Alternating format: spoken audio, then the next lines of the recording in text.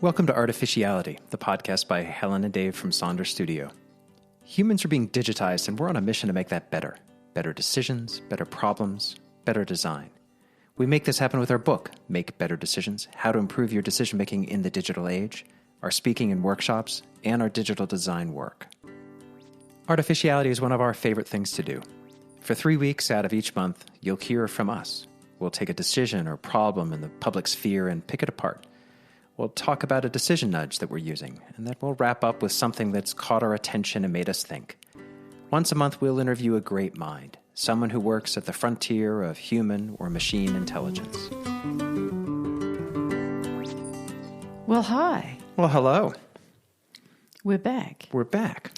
And today we were going to start out talking a little bit about some AI research that's come out recently, research of business use of AI, and from MIT Sloan. And we've followed the MIT Sloan Management Review and BCG reports on AI for a number of years.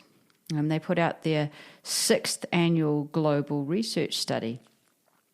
1,700 or so respondents, 20 industries, 100 countries, and some interviews. And it's called Achieving Individual and Organizational Value with AI, their Big Ideas Research Report. And like I say, we've been following this, and one of the reports a couple of years ago, I think the 2021, has actually been really foundational for a lot of the work we do around how the percentage of organizations that actually get financial value from AI, which isn't very high. It's only like 11%, right? Correct. And most of that is really, most of the reason why people don't is because they're not taking much notice of their people. And it really is about building these processes for people to learn from AI as well. So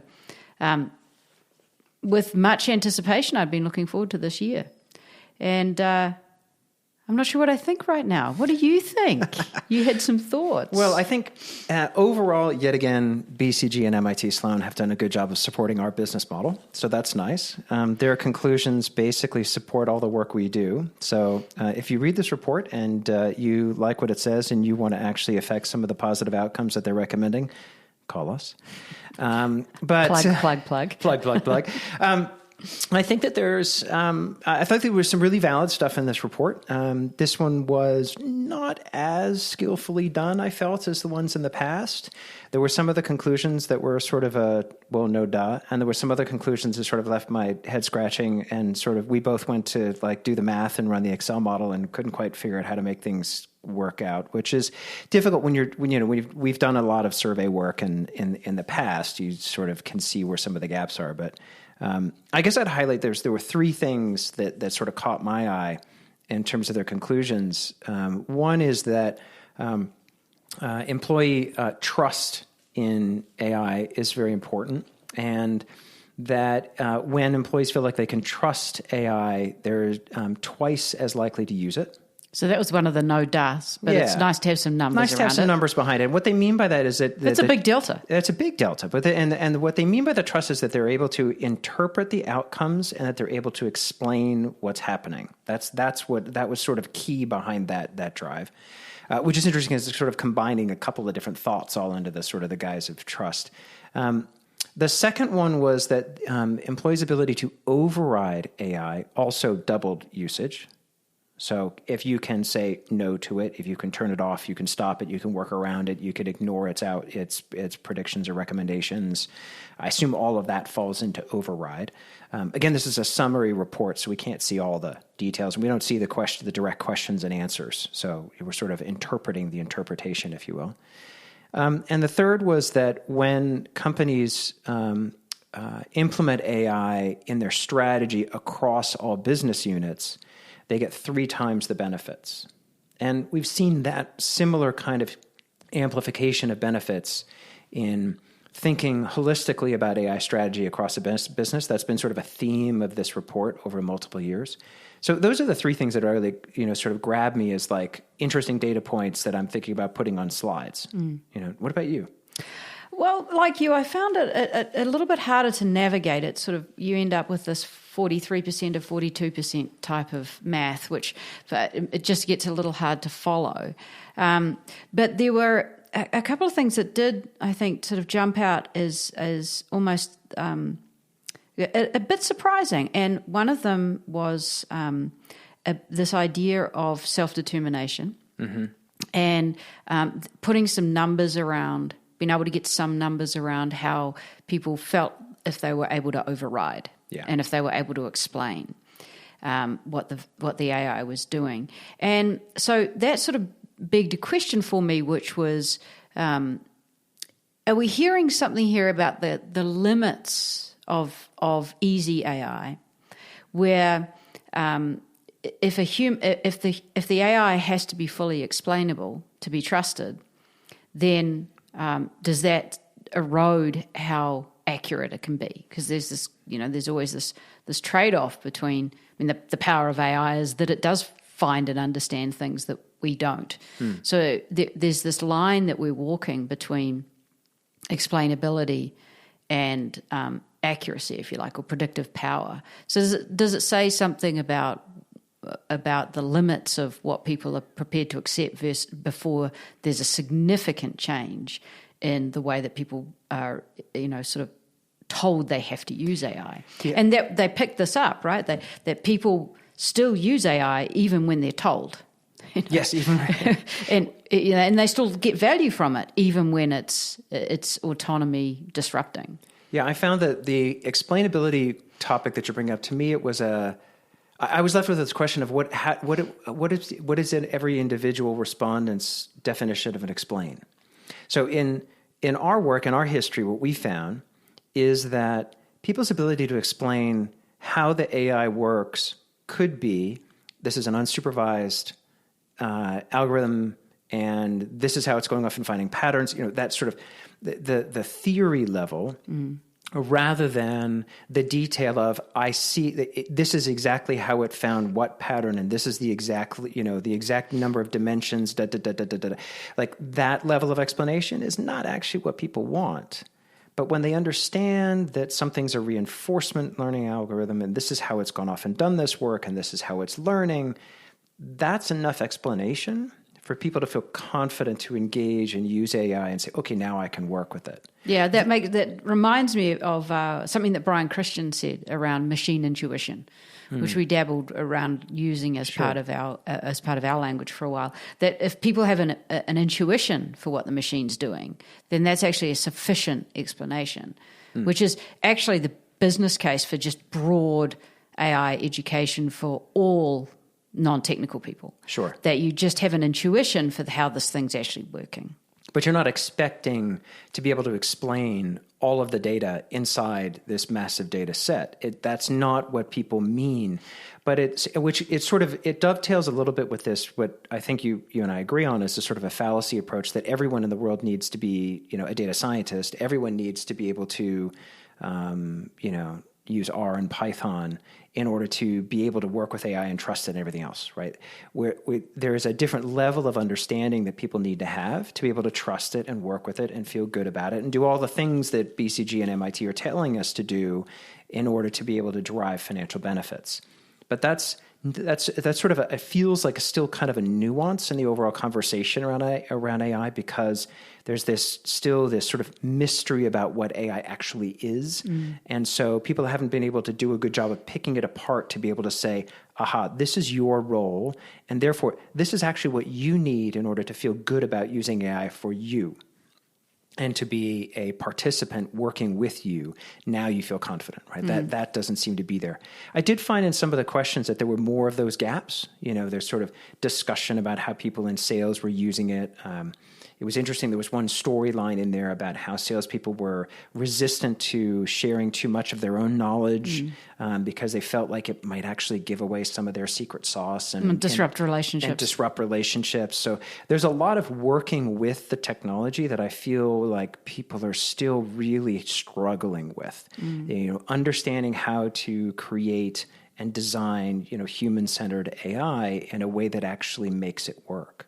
Well, yeah, and the sort of third the third thing that popped for me was it came out in this survey that that if people are able to avoid, I'm paraphrasing, but avoid talking to their managers about things and can have suggestions from an AI, that is actually an increase in their autonomy and their decision-making ability because they don't have to check in with management oversight. And I thought that was an interesting kind of wrinkle because that's a little bit like what we see, we always talk about how the worst thing possible for Gen Z is ever picking up a phone call from an unknown number. It just would never happen.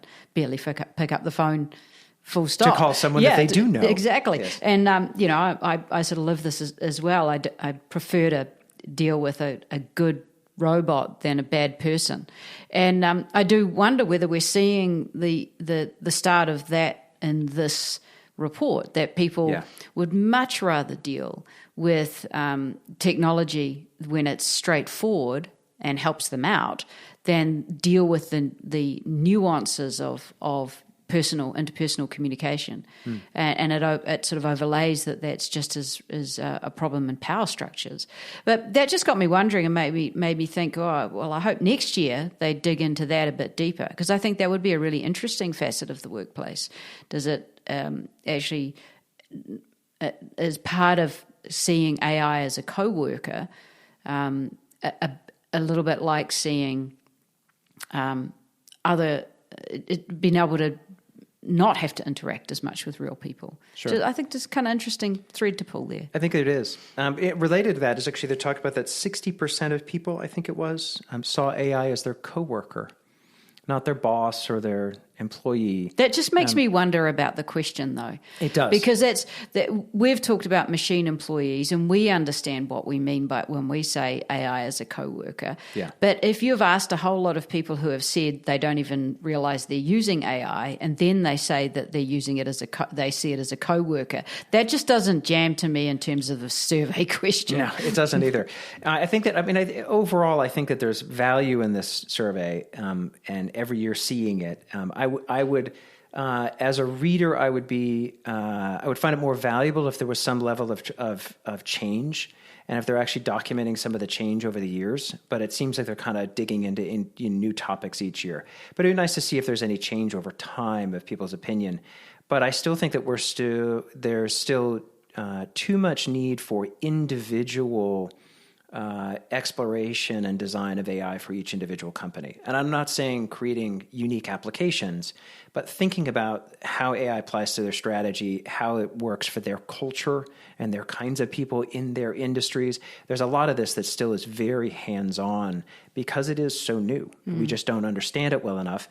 And it's hard to interrogate maybe the wrong word, hard to interview people and understand their needs and desires around AI because they don't know what you're asking about. So you kind of have to make it, I think, more of a design project of understanding requirements than thinking about it like a survey project. Yeah, I think that's a fair comment. I went to the webinar and watched the webinar, which gives a little bit more colour. And some of the questions that people raised were very along the lines of what we're talking about in terms of design. And design is still far too understated in all AI. And even just the difference between how people see that they use Maps and Siri versus how they use very sophisticated single application AIs. And I think that we're getting to the point that we're going to go through some sort of change in our definitions of what we call AI. Because using Siri and Maps, if you're at work, versus using an HR recruitment filtering tool or something like that, they're just completely different. And it worries me that they get bundled into the same category and people lose sight of really important things in specific AI use, like understanding bias and responsible design and user-centered design and that kind of thing. We're still so far off really having a high degree of understanding about those different needs. Well, it does remind me, as you know, 20 years ago of how the internet was a thing, maybe a little bit more than 20 years ago. And it was all centered in some ways. I always thought about it, maybe this is just because of my personal perspective, on how Wall Street staffed it. So all of these these .coms were coming public, and there was one analyst that covered them all because nobody else understood it. And so it all became the internet. And then we started to see things, everything from Amazon to Yahoo to then supply chain businesses like Ariba or software companies like Vignette. And they're all getting bundled together into this one category, which clearly didn't make sense anymore once you started to see how different these businesses were and how different the experiences were and how people interacted with them. And we're going to see that same kind of differentiation with AI, where it is a platform technology in the same sort of way, but the way people deal with it is going to be so fundamentally different. So I think you're totally right saying, comparing how somebody uses Siri or Maps with how they're using even the targeting system inside of Salesforce's Einstein is wildly different. Yes, at the core, there can be a lot of commonality in terms of how the technology operates, but the experience of it is really quite distinct. Yeah, well, I mean, these reports are always really interesting, and they do provide us with lots of things to think about. And we thank them for supporting our business model. Thank you very much, BCG. I don't think they know that. No, I don't think they do. All right, let's move on. Next, section number 2 of our podcast. What nudge have you been using this week and thinking about? Oh, well, I've been using one of the power nudges, actually. Which is synthesize later. Excellent. And the thing I like about, because this is sort of it's a pairing nudge, this one, break up problems early and synthesize later, so that you see that there's these two very distinct ends of the problem solving process, whatever kind of problem you're solving. The process of putting things back together and recognizing that you've got a thesis and antithesis, if you like.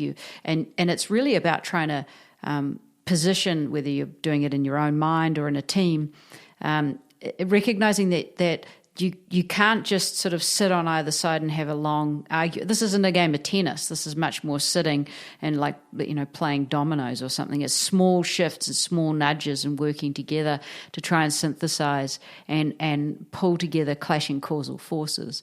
And it's a great nudge. It's a Phil Tetlock and Dan Gardner nudge. But it's a great nudge for when you realize that sometimes your decisions have been slowed down. And one of the reasons they've slowed down is everyone's in a different part of that synthesis process. And it's a better practice is to try and get everyone at least in the same room or in the same space of and time to do that synthesis process and to consciously recognize that you're putting this problem back together again, and that your role is to nudge each other's positions closer, and recognize that is you need to do that in a particular point in time. Otherwise, it just bleeds over weeks and weeks and weeks, and you run the risk of misinterpreting that as being the failure to make a decision, or that someone's got the wrong idea or totally disagrees with you on something, but they don't want to talk to you. So I think it's a great nudge to think of as a very practical, tangible way of putting things back together, as we're going to make time to do it, and we're going to call it synthesis. Awesome. My nudge this week has been be less wrong. I love this nudge. Yeah, I find it really liberating, as someone who spent a lot of my career forecasting, and still just in our daily life, in our business, we're constantly thinking about what's going to happen next year, or how well is this going to go? And in our personal lives, what do we need to do to have a wonderful holiday with all of the kids, and all kinds of things that you're trying to predict and act and work out a positive outcome in the future. I love the idea that rather than striving for perfection or even excellence, striving for just being less wrong. It puts you in the right frame. It's less wrong, but it's accepting that you're going to be wrong because, well, all forecasts are wrong. Some are useful. The goal is to be less wrong. And I just found that to be really helpful, especially as coming in towards the end of the year. There's a lot of things that change over. There's a lot of forward-looking ideas. what's the best, what are the best new clients to work with, and how do we think about new initiatives, all of these kinds of things. And it can be quite stressful to think about those sort of big planning moments. And just that nudge of being less wrong has helped me just have a little less pressure and a little bit better direction in terms of my decision-making, I think. Great, but you better not get it wrong. Welcome to the inside of Sonder Studio. Okay, final section of the podcast is, what is one thing that you have been learning from, or person you're learning from? Oh, well, I read a fabulous book over the weekend called The Neuroscience of You by Chantal Pratt. How every brain is different and how to understand yours. And this is a terrific read. It's chatty, and she's obviously got a good sense of humour. But more importantly, it makes a bunch of things about neuroscience extremely accessible and very practical. It's got lots of little tests all the way through it that you can do, and it does show you how kind of the different ends of the spectrum. So if you test yourself and you end up at a positive 3, you wonder what the negative 3 is, and you start to put some real sort of tangible labels on other ways that people think that you don't think. And it's I thought it was a really helpful book. I mean, I read a lot of these neuroscience popular science books, but I really did find this one to be quite unique, and it delivers the promise of helping you really gain a better sense of how your own brain is quite different. It certainly explained a few things to me that I've wondered about over the last half a century. It's terrific. I'd recommend it. Do you put that on as a candidate for your top book list for the year? Probably. All right. But I have a lot of you top have a books. lot of books. So that sounds like a challenge. That does sound like a challenge. Yeah. All right. Well, my source of learning this week has been you. Oh, as really? I've been reading the first draft of our next book, Solve Better Problems, which is centered in complexity and complex problem solving. And it's been a wonderful read. All of you will be able to read it sometime next year. But it is a fascinating topic, and I found it to be both mind-opening to think about how much complexity is involved in all of our lives all day, how the impact of what we'd think of today as a simple thing like the internet has fundamentally changed problems and fundamentally changes how we have to approach solving those problems. And it had definitely sent me down a path of sort of rewilding, I guess. I was going to say, I hope I rewilded your attention. I was definitely rewilding, and I found myself. I've got several tabs open with research papers from all kinds of interesting academic institutions digging into these topics and trying to understand it. And so it's been a fantastic journey, and I think it's something that we will be talking about quite a lot on the podcast over the next several months. So stay tuned if you're interested in complexity, and stay tuned if you don't understand what we're talking about with complexity, because perhaps we'll have a sort of complexity primer episode, and we can start introducing the topic to people. We'll do that sometime soon. I think that would be fun. Excellent. It's certainly, as you know, it's consumed a lot of my research in the last year or so, and you see the world differently. There's no question. And even for someone like me who's been sort of obsessed with systems thinking and process type stuff and ecology and evolution and natural systems for pretty much my entire life, looking at what's coming out of the complexity research is just mind-blowing. And the next few years, hopefully, we'll have some very, very interesting conversations. Excellent. All right. Well, thank you very much for joining us on Artificiality. We look forward to sharing more of our thoughts and ideas and nudges and things we're learning from with you again next week. Bye-bye. Thanks for listening. If you enjoy our podcast, please subscribe on Substack or your favorite podcast platform. And please leave a positive rating or comment. Sharing your positive feedback helps us reach more people and connect them with the world's great minds. Seriously, a review on Apple Podcasts is a big deal.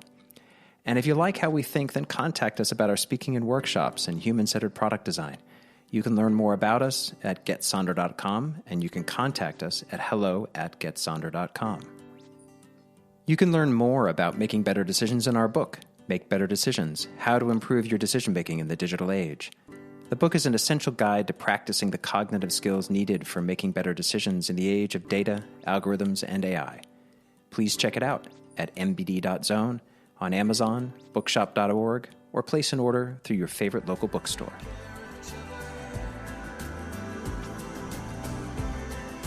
Spinning solid state.